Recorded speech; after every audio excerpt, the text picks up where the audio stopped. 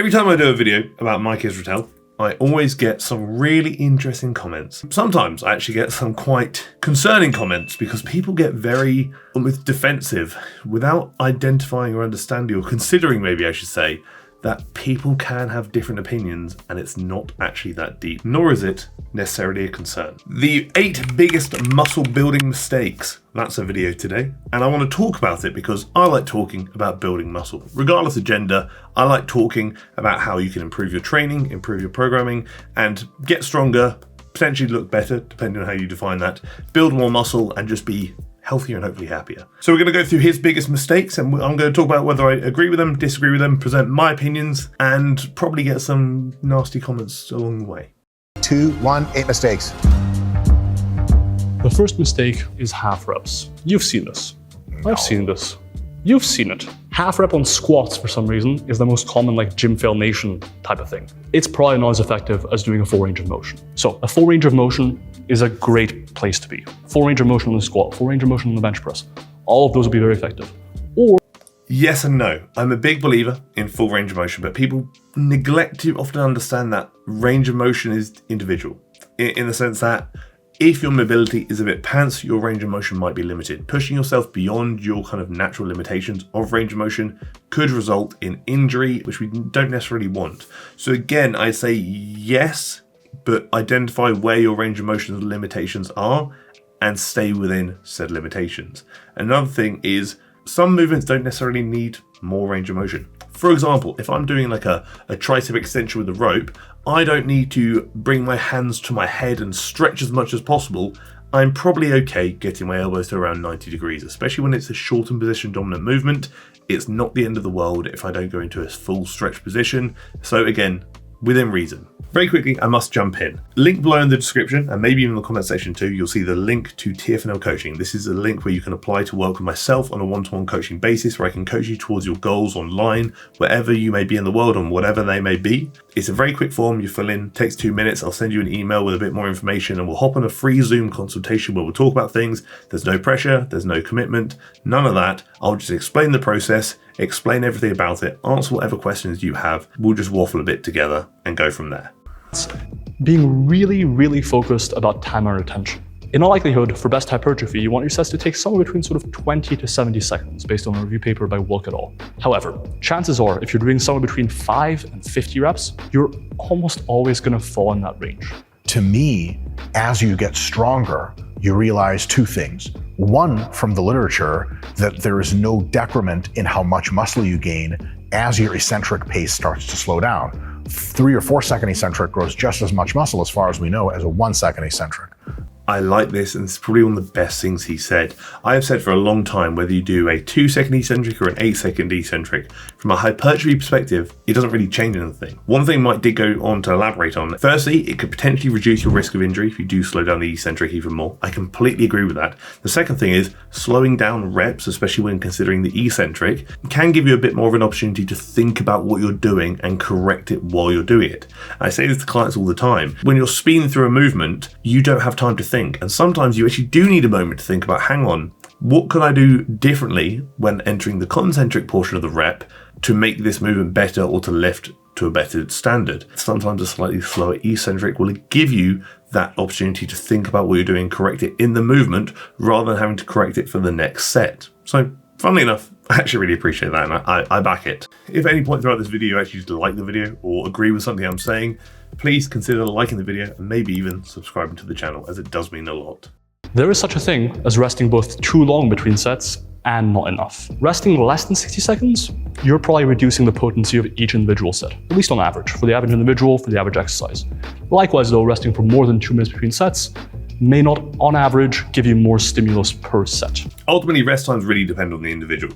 A larger movement like a squat pattern is probably going to require more rest than a calf raise. Rest periods also depend on where you are in your kind of progression. If you are very new to training and you are kind of at a very base level of strength, you probably don't need to rest that long. But as you get stronger and start lifting more weight, you're probably going to find you're going to need to rest longer. Why that is could be 1,000 reasons. I couldn't identify one. Reality is this: all I do is question 4 things. Has the local muscle recovered? Have the synergistic muscle recovered? So like the supporting muscles, we'll say.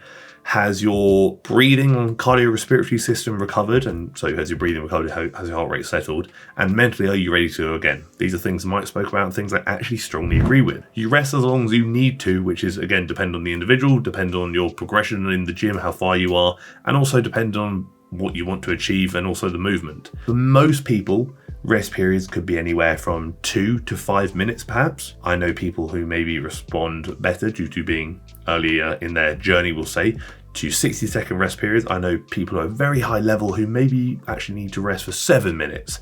And I know competitive powerlifters who maybe even rest for 15 minutes between sets. It really depends. Rest as long as you need to rest. Don't deep what literature says. Don't deep what individuals say. Learn to listen to your body, which does take time.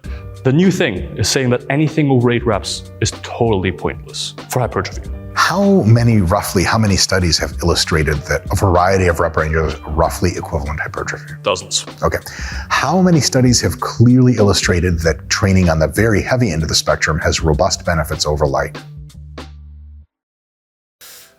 I agree, but I don't necessarily like the counter argument. Firstly, the argument there is whether you do 5 reps to failure or 30 reps to failure, both of those will yield the same stimulus for growth. So people would argue, well, if you're doing more and more reps, let's say 30 reps, you're doing a lot of reps that don't actually yield additional stimulus, therefore could potentially yield additional fatigue and essentially are a waste of time. I think to a degree, you kind of have to earn the right to do lower reps. So for example, if you're not lifting to a standard I'm happy with, a lot of my clients might do sets of 8, 10, 12, 15. It really depends, especially when we're kind of familiarizing ourselves with movements to the point where they earn the right to do the lower reps.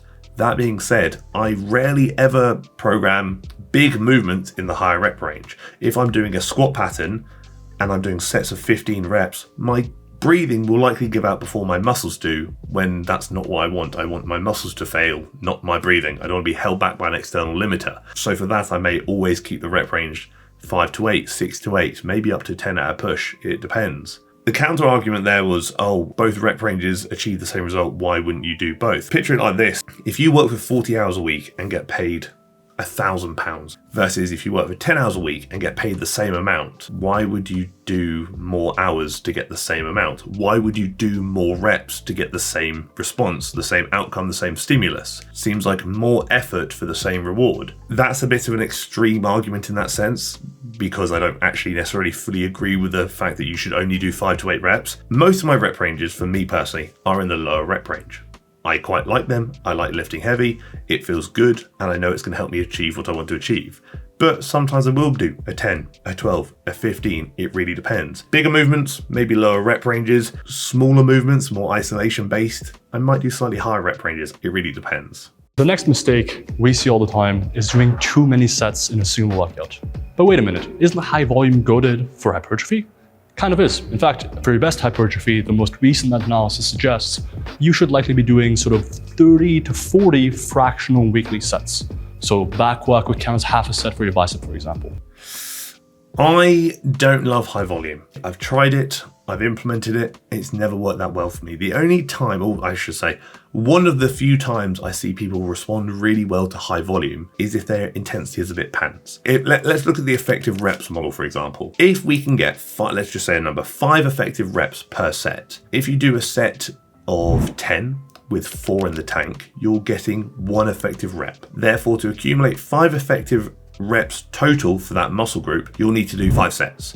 Whereas if you do a set of 10 to failure, you might get 5 effective reps. Therefore, to accumulate 5 effective reps for that muscle, you will only need 1 set. If your intensity is high enough, you probably don't need to do as much volume. Whereas if your intensity is a bit pants, you probably do need more volume to accumulate the same number of effective reps. I'm not saying go do 1 set per workout. No, find what you respond well to and go from there, and just make sure you dial in your intensity. If you're progressing, then why does it need to change? If you're doing 4 sets per week for a muscle group and you're progressing, maybe don't change it. If you start slowing down, maybe you can consider adding a 5th set if that's even needed. The best training for hypertrophy is actually relatively high volume. You can spend a lot of time in the gym and see a benefit. So if you're spending more time on your warm-up than you really need to, you're taking time away from doing productive sets for hypertrophy. And the truth is, a good warm-up for hypertrophy really doesn't have to take long. In most cases, it should take 2 to 10 minutes in duration. This depends. I'm a big advocate for warming up, but not over warming up, because again, you want to warm up to the point where you can perform well, but you don't want to over warm up to the point where you're now fatigued and it takes away from your performance. That being said, it kind of depends how strong you are. I bench press, give or take, around 520 pounds. I'm not going to warm up for a working set of bench press. Let's say I'm doing 405 for sets of 8.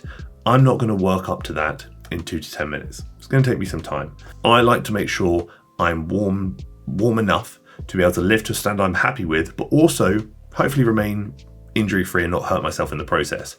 If I'm doing like a tricep push down further on in the workout, or I'm doing like an isolation later on in the workout, I may not warm up at all. I might just do one quick warm up set of a few reps, just get a feel for it. But again, if I'm doing a bigger movement earlier on in the workout, I'm probably going to warm up for a bit longer than 2 to 10 minutes. But it really depends. Again, if your bench press max is 100 pounds, you probably don't need to warm up for 20-25 minutes. You can't expect people at wildly different ends of the strength spectrum to need the same amount of warming up. Our final mistake is worrying far too much about overtraining. Now, there are instances where overtraining is absolutely a concern.